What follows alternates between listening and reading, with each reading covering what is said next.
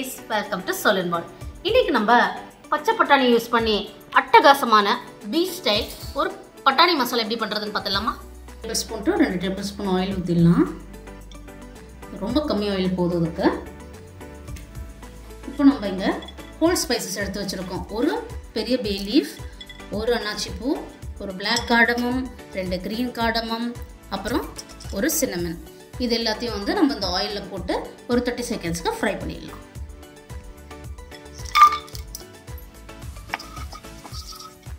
இப்போ நம்ம வாஷ் பண்ணி வச்சிருக்கிற 350 grams ஆஃப் பட்டாணி, பச்சை பட்டாணியை வந்து இதில் டைரெக்டாக போட்டுடலாம்.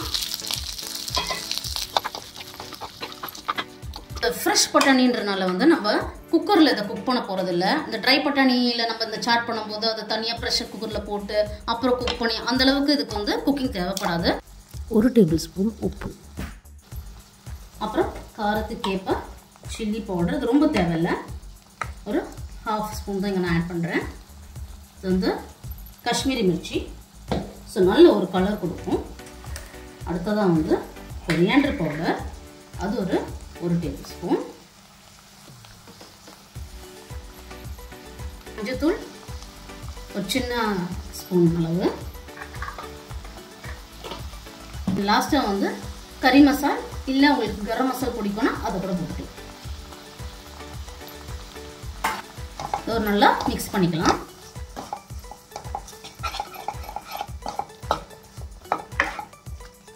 இந்த பவுடர்ஸ் எல்லாம் தான் இதுக்கு நல்ல ஒரு ஃப்ளேவரிங் கொடுக்க போகுது நம்மளோட இந்த மசாலா பீஸ்க்கு.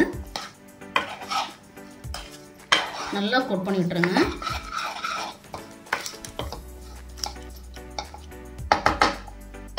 அடுத்ததான் நம்ம வந்து இதுக்கு தண்ணி ஊற்றி விட்டுடலாம். இங்கே வந்து நான் 300 ml வாட்டர் எடுத்துருக்கேன். உங்களுக்கு வந்து கொஞ்சம் ரன்னியாக பிடிக்கும்னா இன்னும் ஒரு 50 ml தண்ணி ஊற்றிடலாம். இல்லை இன்னும் கொஞ்சம் திக்காக பிடிக்கும்னா ஒரு 50 ml கம்மி பண்ணிக்கலாம். ஸோ உங்களுக்கு எந்த கன்சிஸ்டன்சி பிடிக்குமோ அதுக்கு தகுந்த மாதிரி நம்ம தண்ணி ஆட் பண்ணிக்கலாம். ஆட் பண்ணி நல்லா மிக்ஸ் பண்ணி விட்டுட்டு இதை க்ளோஸ் பண்ணி வச்சிடலாம். ஸோ நல்லா குக் ஆகிட்டு வரட்டும். இது நம்ம இப்படி க்ளோஸ் பண்ணி வச்சுட்டு குக் ஆகிற வரைக்கும் வெயிட் பண்ணிக்கலாம். இப்போ நான் இங்கே ஒரு சின்ன ஸ்லைஸ் ஜிஞ்சர் எடுத்திருக்கேன். இதை நல்லா ஃபைனாக ஜூலியன்ஸ் மாதிரி கட் பண்ணிக்க போகிறேன்.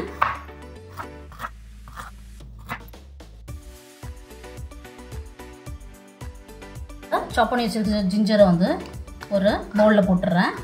பவுலில் போட்டு கொஞ்சோண்டு vinegar, any vinegar is fine, சரிங்களா? கொஞ்சம் லைட்டாக சம்மர் ஜார் வரைக்கும் வினிகரும், அப்புறம் கொஞ்சோண்டு சால்ட்டும் போட்டு ஒரு 10 மினிட்ஸ் வந்து நல்லா ஊற வைக்கலாம்.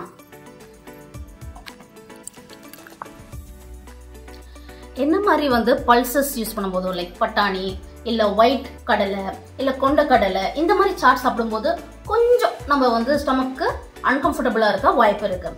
ஸோ இந்த மாதிரி ஜிஞ்சர் வந்து நம்ம யூஸ் பண்ணும்போது ஜிஞ்சரோட காட்டமும் கம்மியாகும். அட் த சேம் டைம் அது ஒரு ஸ்லைட்டாக ஒரு பிக்லிஷ் டேஸ்ட் வரும். நம்ம சாட்டுக்கு நல்ல ஃப்ளேவர் கொடுக்கும். 2 டேபிள்ஸ்பூன் ஜீரகம் வந்து ட்ரை ஃப்ரை பண்ணி இதை பிடிச்சி வச்சிடலாம்.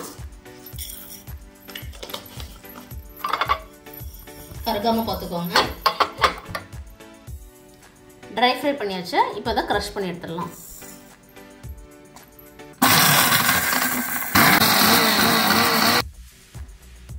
இது வந்து நம்ம ஃப்ரை பண்ணி பவுடர் பண்ணி வச்சிருக்கிற ஜீரோ வந்து இந்த ஸ்டேஜில் ஆட் பண்ணி விடலாம்.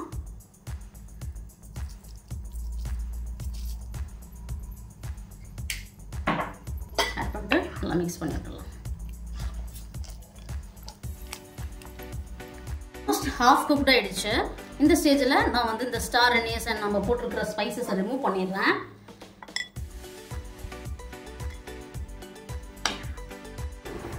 அடிக்கடி இப்படி கலரி மட்டும் விட்டுருங்க. இப்போ நம்ம வெங்காயம் பொடி பொடியாக சாப் பண்ணிடலாம்.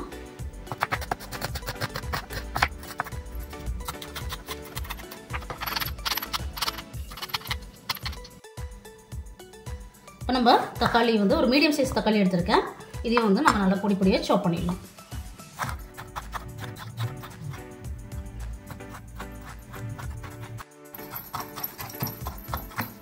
இப்போ நம்மளோட பீஸ்லாம் ஆல்மோஸ்ட் வெந்துடுச்சு. இந்த ஸ்டேஜில் கொஞ்சம் வந்து கன்சிஸ்டன்சிக்காக நம்ம வந்து கொஞ்சம் பீஸை வந்து மேஷ் பண்ணி விட்டுடலாம். ஏன்னா மாதிரி நீங்கள் மேஷ் யூஸ் பண்ணலாம், இல்லை வந்து ஏதாச்சும் உடன் ஸ்பூன் ஏதாச்சும் இருந்துச்சுன்னா அதை வச்சு கூட நீங்கள் வந்து ஸ்மாஷ் பண்ணி விட்டுடலாம். ஞாபகம் வச்சுக்கோங்க, எல்லாமே ஸ்மாஷ் பண்ண வேண்டாம், ஒரு 25% மட்டும் லைட்டாக வந்து ஸ்மாஷ் பண்ணி விட்டுருவோம். பாருங்க, ரொம்ப ரன்னியாக இல்லாமல் ரொம்ப திக்கவும் இல்லாமல் எனக்கு வந்து இந்த கன்சிஸ்டன்சியில் பிடிக்கும். ஸோ அதனால் இதோட நான் ஸ்டவ் ஆஃப் பண்ணிடுறேன்.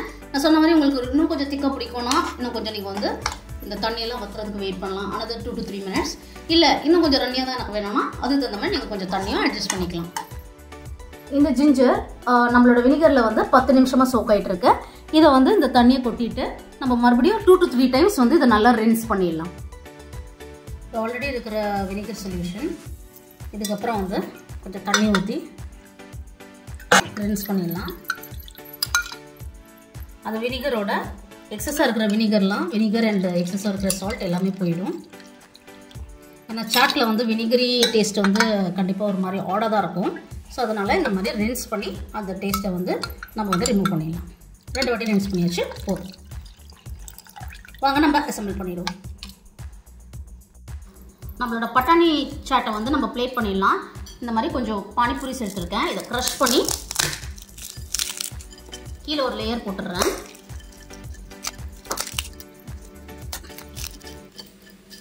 ஓகே, இப்போ இது மேலே வந்து நம்ம பட்டாணி வந்து போட்டுக்கலாம். இந்த பக்கம் நெக்ஸ்ட்டாக வந்து நம்ம ஃபைனாக சாப் பண்ணி வச்சுருக்கிற வெங்காயம், டொமேட்டோ, அடுத்ததாக வந்து நம்ம ரெடி பண்ணி வச்சுருக்கிற அந்த ஜிஞ்சர். சப்போஸ் உங்களுக்கு ஜிஞ்சர் பிடிக்காதுன்னா நான் சொன்ன மாதிரி நீங்கள் ஸ்கிப் பண்ணிடலாம், ஆப்ஷனல் தான். அடுத்ததாக வந்து coriander leaves. நெக்ஸ்ட் வந்து கார்ன் மிக்சர். இது அகேன் ஆப்ஷனல் தான், பட் பட்டாணி சாட்டில் எனக்கு ரொம்ப பிடிக்கும். ஸோ அதனால் எப்போ பண்ணலாம் இதே மாதிரி பண்ணுவோம். அண்ட் லாஸ்ட்டாக வந்து சேவ் ஓம பொடின்னு சொல்லுவாங்க. ஸோ அதையுமே இதில் ஆட் பண்ணிடலாம். ஒரு pinch of chaat masala. Again இது ஆப்ஷனல் தான், பட் சீரியஸாக வந்து இதோட டேஸ்ட்டை வேறு லெவலுக்கு கொண்டு போகும். ஸோ நம்மளோட பட்டாணி சாட் ரெடி. டேஸ்ட் டைம் எல்லாமே வர்ற மாதிரி. First yummy byte.